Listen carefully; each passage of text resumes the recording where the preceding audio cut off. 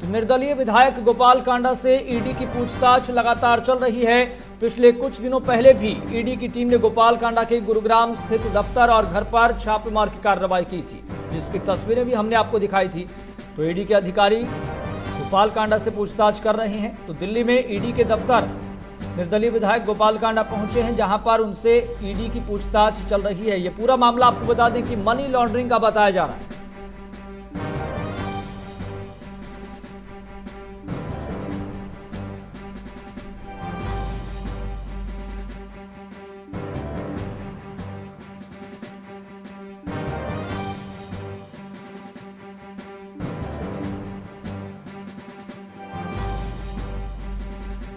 तो आपको बता दें कि इस खबर पर ज्यादा जानकारी के साथ मेरे सहयोगी नितिन धीमान जुड़ गए हैं। नितिन धीमान, क्या अपडेट है इस खबर को लेकर? करीब 2 घंटे से पूछताछ चल रही है ईडी का जो दफ्तर है दिल्ली में, वहां पर।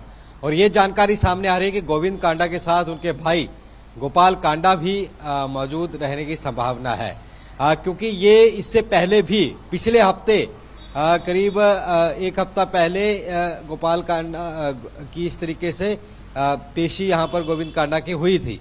और यहां पर क्योंकि उससे पहले पूरा जो गुरुग्राम और हिसार और यहां पर दिल्ली में जितने रेजिडेंट्स थे, एमडीआर जो एयरलाइन की होती थी, उनके दफ्तर थे, वहां पर ईडी ने रेड की थी एक साथ। कई दस्तावेज ईडी अपने साथ ले गई, तमाम चीजें ले गई और उसके बाद पूछताछ के लिए बुलाया गया था। और अब दूसरी बार पूछताछ के लिए गोपाल कांडा को बुलाया गया है।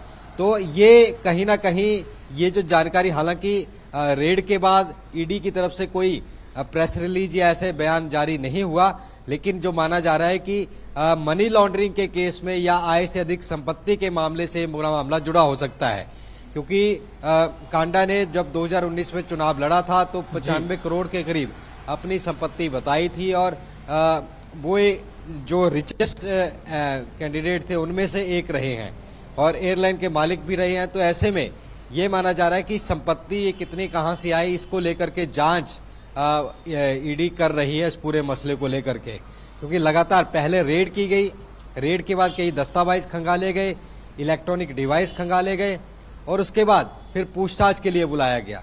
आमतौर पर यह पूरा मामला पीएमएलए के तहत दर्ज होता है, prevention of money laundering act के तहत। और इस एक्ट के तहत अगर कोई दोषी सिद्ध हो जाता है, आरोपी सिद्ध हो जाता है, तो फिर आगे बहुत मुश्किलों का सामना करना पड़ता है। तो ऐसे में अभी फिलहाल पूछताछ चल रही है।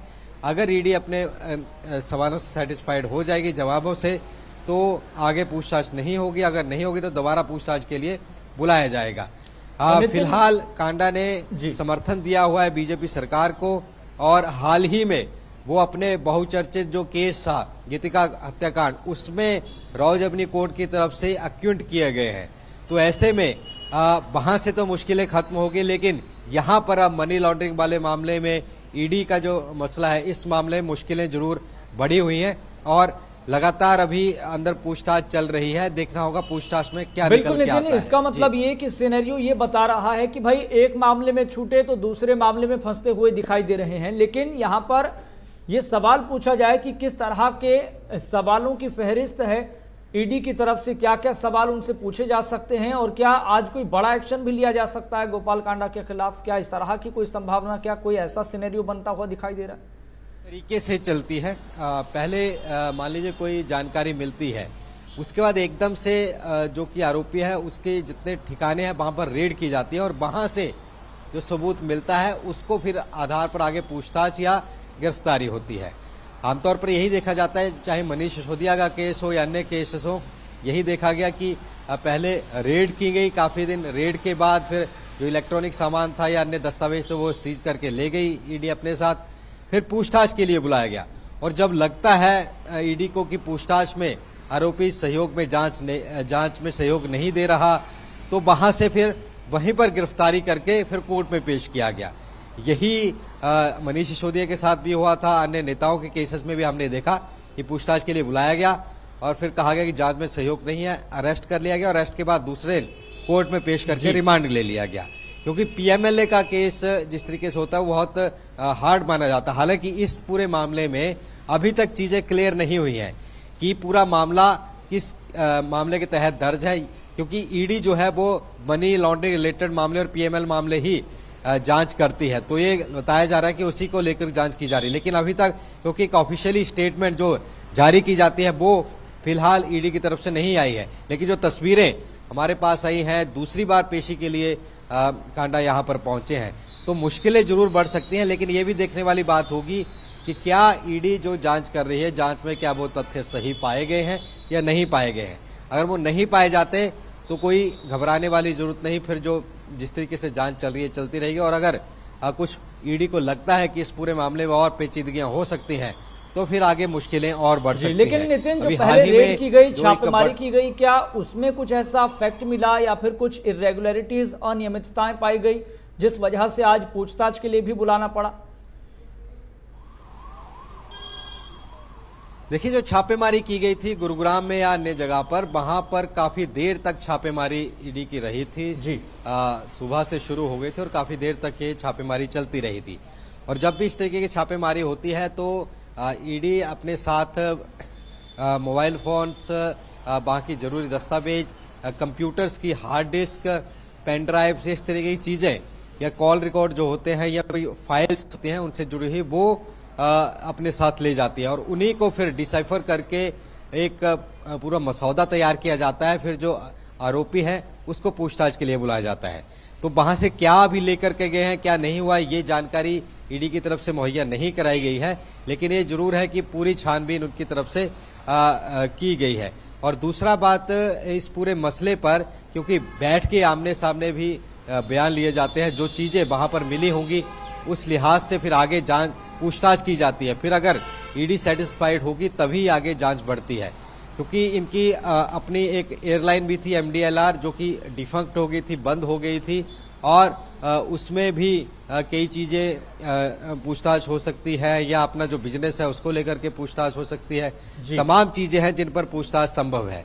तो ऐसे में कहीं ना कहीं मुश्किलें जरूर बढ़ सकती हैं। लेकिन फिलहाल इंतजार करना होगा शाम तक कि इसमें क्या, कब तक कांडा पूछताछ से बाहर आते हैं और क्या कुछ निकल के आता है। जी नितिन, चूंकि इस तरह के मामलों में, चूंकि ये पूरा मामला PMLA के तहत दर्ज किया गया है, इस तरह के मामलों में हमने देखा है कि 8-8 घंटे, 7-7 घंटे, 6-6 घंटे तक पूछताछ हो जाती है। लेकिन आज के सिनेरियो को देखकर क्या अंदाजा लगाए कि कितने घंटे और पूछताछ हो सकती है, और क्या गोपाल कांडा से जुड़े हुए जो लोग हैं, जो करीबी लोग हैं, क्या उनसे भी पूछताछ हो सकती है, क्या उनको भी बुलाया जा सकता है, क्या इस तरह की कोई जानकारी मिल रही है?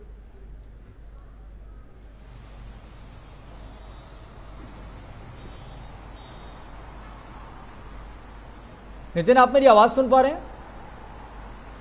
जी यश जी नितिन, सवाल यहां पर ये, क्योंकि जिस तरह का सिनेरियो बनता हुआ दिखाई दे रहा है, क्या उस हिसाब से कहा जा सकता है कि कुछ और घंटे पूछताछ हो सकती है गोपाल कांडा से?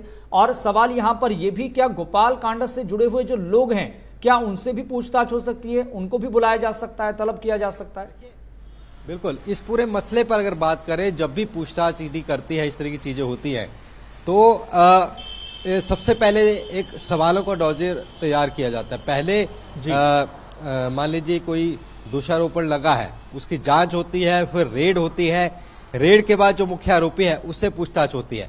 और लगे, ईडी को अगर लगे कि इस पूरे मसले पर और लोगों की पूछताछ हो सकती है, तो उनके जो करीबी हैं, चाहे परिवार वाले हों या बिजनेस के करीबी हों या अन्य हो, उनसे भी पूछताछ इस पूरे मसले पर फिर की जाती है। अगर हम जितने भी ईडी की तरफ से केसेस हैं या CBI के इस तरीके के केस होते हैं, उनकी अगर हिस्ट्री देखें तो ऐसा बहुत बार निकल के आया है कि जो आसपास के लोग थे, जिनसे टच में थे, उनके मोबाइल रिकॉर्ड्स, उनके फाइल्स, उनके चीजें, उनसे भी पूछताछ की गई, उनसे चीजें भी खंगाली गई।